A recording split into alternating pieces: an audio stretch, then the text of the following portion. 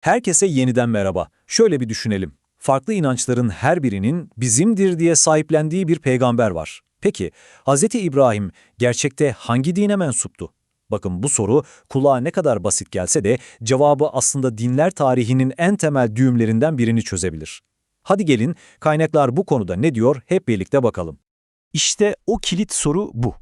Basit gibi duruyor değil mi? Ama aslında bu sorunun cevabı üç büyük dinin hem tarihini hem de birbiriyle olan ilişkisini kökünden etkiliyor.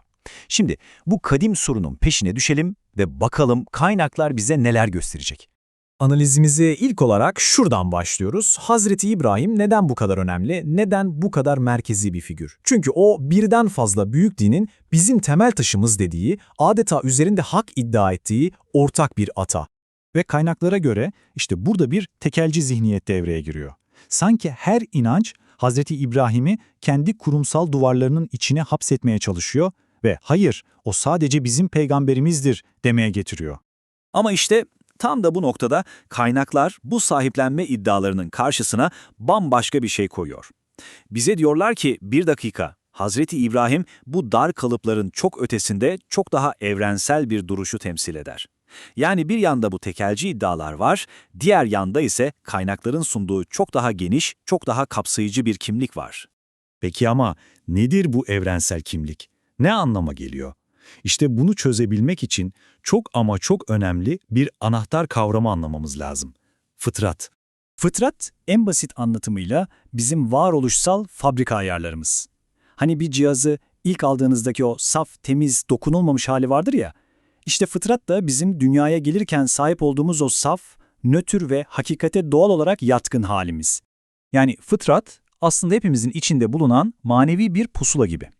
Bizi her zaman doğruya, iyiye ve hakikate yönlendirmeye çalışan o temel, bozulmamış iç programımız.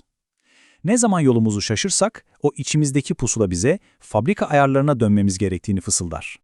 Peki, bu fabrika ayarlarına sadık kalarak yaşayan, o içindeki pusulayı takip eden kişiye ne diyoruz? İşte kaynaklar tam da bu dosdoğru duruş için özel bir isim kullanıyor.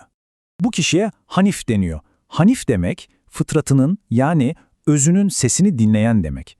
Etrafındaki gürültüye, dogmalara, toplumun dayattığı yanlışlara değil de kendi içindeki sese, aklına ve o bozulmamış doğasına kulak vererek doğrudan hakikate yönelen insan. Hz. İbrahim'in yolculuğu da Hanifliğin ne demek olduğunun en mükemmel örneği. Onun yolu, babasından miras aldığı körü körüne bir inanç değil, tam bir akıl, gözlem ve vicdan yolculuğu. Bakın nasıl oluyor? Önce çevresini ve gökyüzünü sorguluyor. Sonra batıp giden şeylerin ilah olamayacağı farkındalığına ulaşıyor. Bunun üzerine onlardan yüz çevirip her şeyin tek yaratıcısına yöneliyor. Ve son adım, kanıta ve akla dayalı bu sürecin sonunda ona tam bir teslimiyet gösteriyor. İşte fıtratının sesiyle hareket etmek tam olarak bu.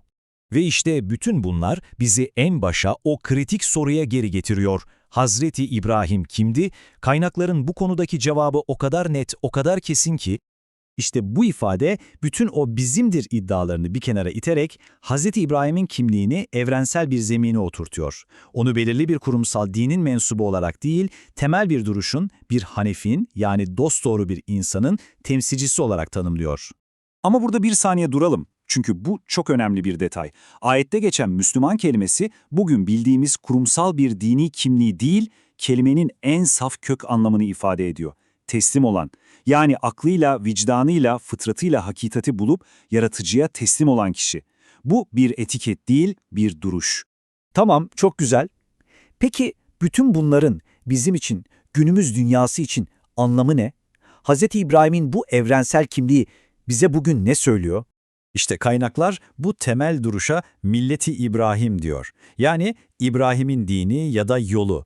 Bunu bütün ilahi dinlerin üzerine oturduğu ortak bir omurga gibi düşünebilirsiniz.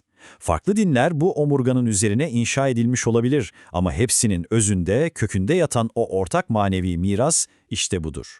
Hatta kaynaklar o kadar iddialı bir şey söylüyor ki, kendini bilmezden, kendini alçaltandan başka kim İbrahim'in yolundan yüz çevirir ki diye soruyor.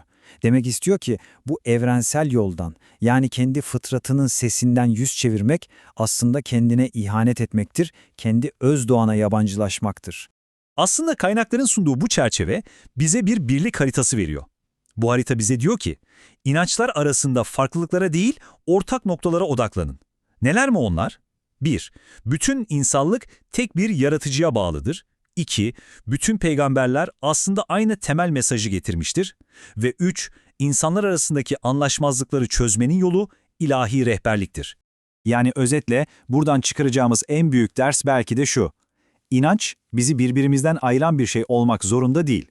Aksine hepimizi en başa o ortak fabrika ayarlarımıza yani fıtratımıza geri döndüren bir yol olabilir. Şöyle bir soruyla bitirelim.